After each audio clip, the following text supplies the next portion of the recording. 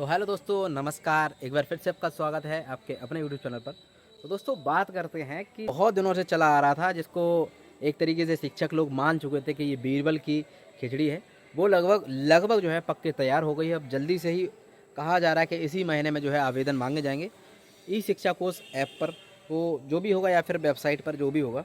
तो कुछ ही पॉलिसी जो है दोस्तों तैयार होकर आ चुकी है, जो कि प्रेस ने रिलीज की है। हालांकि उस पर अभी किसी के भी व्यक्ति के साइन मोहर वगैरह नहीं है, तो कह सकते हैं कि हो सकता है वो 50% सही हो, 50% ठीक ना भी हो, तो ये भी कहा जा सकता है। ठीक है, तो हम लोग पहले बात कर ले तो कुछ इंपॉर्टेंट बिंदु है उन पे कि किसको कहाँ कहाँ मिलेगा। देखिए, सबसे पहले बात करते हैं ट्रांसफ़र जो है किसका किसका होगा। तो देखिए, एक तरीके से ओवरऑल देखा जाए, आपको जितने भी हमारे बीपीएससी शिक्षक हैं उनका भी होगा, सक्षमता पास वालों का भी होगा। और चाहे वो सक्षमता पास वाले टीचर हों, चाहे वेतनमान शिक्षक हों, चाहे बीपीएससी टीचर हों, चाहे वो नियोजित शिक्षक भले ही क्यों ना हो, तो सभी का लगभग ट्रांसफ़र होगा।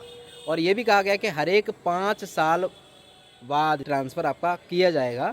वो डिपेंड करेगा कि आप अप्लाई करते हैं या नहीं करते, वो बात की बात है ना। 5 साल तो भी बहुत दूर हैं। पहले बात करते हैं इस वाली ट्रांसफ़र पॉलिसी में क्या है ऐसा। तो मुख्य मुख्य बिंदु, सबसे पहले बात आ रही है कि भैया 10 विकल्प आपको चुनने के लिए दिए जाएंगे। उसके आधार पे कहीं ना कहीं आपको जो भी ज़िला होगा, जो भी आप चुनेंगे, वो आपको मिलेगा।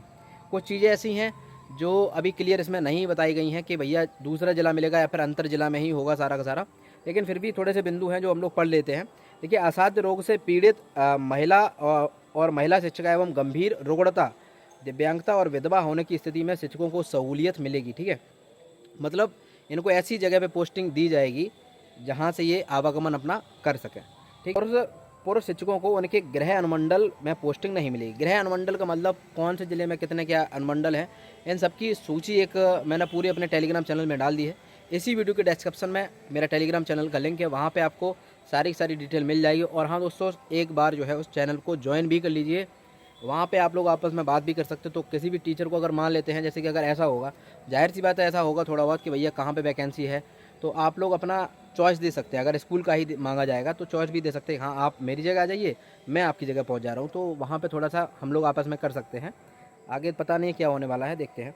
देखिए, और क्या है, हर एक 5 साल में शिक्षकों का अनिवार्य ट्रांसफ़र होगा। वेतनमान शिक्षक, उसके बाद सक्षमता वाले, उसके बाद जो है टीआरई शिक्षक जो हमारे यानी कि बीपीएससी से बहाल होकर आए हैं, वो भी उनका फिर वरीयता दी जाएगी। ठीक है, ऐसा है। टोटल मिला के 10 ऑप्शन दिए जाएंगे। सबसे पहले मान लेते हैं कोई एक स्कूल किसी तीनों व्यक्ति ने चुन लिया है ना, जो वेतनमान वाले हो गए और सक्षमता वाले हो गए और मतलब बीपीएससी वाले हो गए, तो वो स्कूल में किसको वरीयता दी जाएगी, जो पहले के हैं यानी कि हमारे वेतनमान हैं वो। अगर उन्होंने कह दिया नहीं हमें नहीं चाहिए, तो दूसरे वाले से पूछा जाएगा आपको चाहिए तो आपको दे दिया जाएगा, नहीं है तो अंत में जो है बीपीएससी वालों की झोली में वो डाल दिया जाएगा। तो ये सारा का सारा है। ट्रांसफ़र पोस्टिंग के लिए सॉफ्टवेयर आधारित एप्लीकेशन से होगा सारा का सारा काम, और एक तरीके से रैंडमाइजेशन जैसे कि हम लोगों का उसमें हुआ था ना बीपीएससी, जब हम लोग रिजल्ट निकला था तब।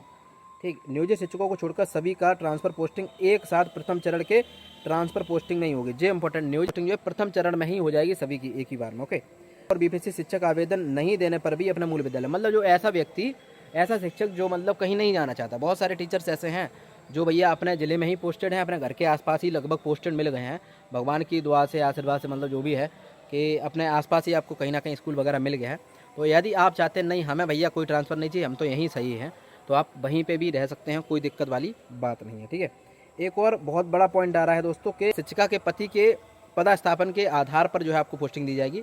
महिला कैंडिडेट के लिए है ये कि अगर आपके पति किसी दूसरे ज़िले में पोस्टेड हैं और आप भी टीचर हैं किसी दूसरे ज़िले में हैं, तो आपको आपके पति के ज़िले में भेजा जाएगा, ना कि पति को उठा के आपके पत्नी वाले ज़िले में नहीं भेजा जाएगा ना। तो जहाँ पे भी आपके पति पोस्टेड हैं वहाँ पे आपको भेज दिया जाएगा। तो ये सारी सारी चीज़ें हैं। और पुरुष शिक्षक जो है दोस्तों, सभी जिला का दिए गए विकल्प के आधार पर जो भी होगा आपको दे दिया जाएगा।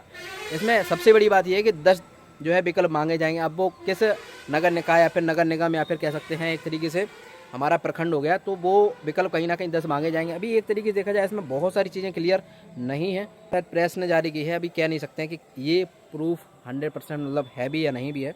एक बार पूरा सारा का सारा जब उस पर जो है साइन मोहर वगैरह होके आती है तो लगता है ऑफिशियल है, लेकिन फ़िलहाल देखते हैं। अभी तो फ़िलहाल जो भी है तो हम लोगों को यही मानना पड़ेगा और फिर बताते हैं क्या होता है। तो एक तरीके से अब तैयार रहिए दोस्तों आप लोग भी।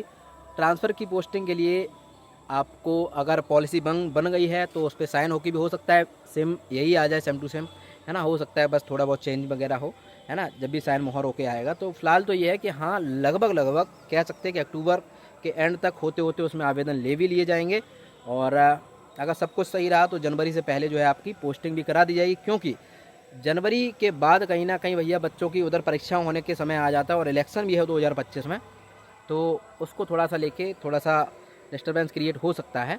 तो बच्चों की भी परीक्षा को भी नुकसान एक तरीके से ना पहुँचे, क्योंकि कोई ज़िले का यहाँ का टीचर वहाँ पहुँचेगा, वहाँ का टीचर यहाँ आएगा, तो उसमें क्या होता है कि बच्चों को समझना, जानना, पढ़ाना, कहाँ तक सिलेबस हो गया, ये सब चीज़ें समझना, जानना, उसमें थोड़ा सा समय लगता है। तो समय रहते सरकार को ये सब सारा काम करवा लेना चाहिए, जिससे कि बच्चों का नुकसान ना हो और शिक्षक भी जल्दी से पोस्टेड हो जाए और अपना बढ़िया से पढ़ाएं।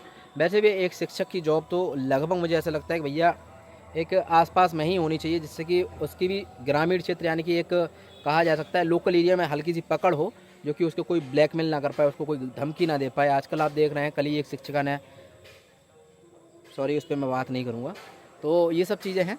तो अपने ज़िले की बात अलग होती है, खास करके महिलाओं के लिए तो ऐसा होना ही चाहिए कि वो अपने गृह जिला में पोस्टेड हो, या फिर उसका पति जिसमें है उसमें पोस्टेड हो, जिसको उसको बाद जो है थोड़ा सा कवर हो सकता है एक तरीके से कि हाँ भैया हम भी इसी ज़िले के रहने वाले हैं, हम भी लोकल व्यक्ति हैं।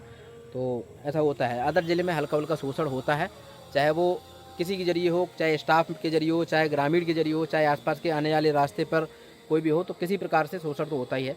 ठीक है, तो ये सब चीज़ें चल रहा है। बाकी तैयार रहिए ट्रांसफ़र के लिए, और जो भी खबर होगी जैसी होगी बता दिया जाएगा। ठीक है दोस्तों, नमस्कार, जय हिंद, जय Bharat, thank you so much.